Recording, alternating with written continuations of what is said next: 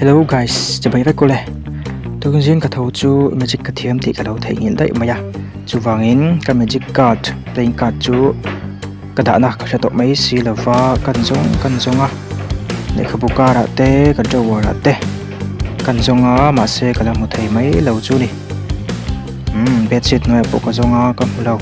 Tin cái suitcase magic box bộ. Alo box xí là va mấy đồng tắc chúng in bộ phải té, cần hai lệ nóc à. Là một thầy chuông lâu, tổ bát chuan hay lệ, cả almera, safe chuông ở ngay chuan, cả một lệ thầy ta lâu mày lệ, chán chán à.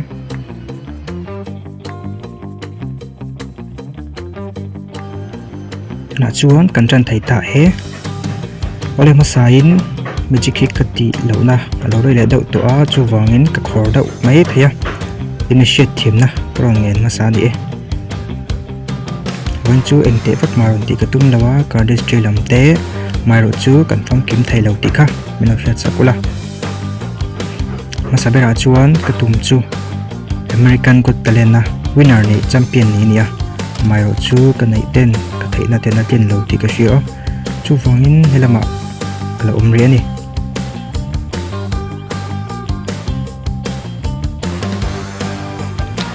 when chú video xây bộ cái đồng đã thầy là va channel thar sim lom nan ti in akhu hon nan ni pa formin video toy te kron shoot ni a chuwangin thlir tu te khan atop thlengin min lo en sakula ti kha kron ngen ma sa cheu ni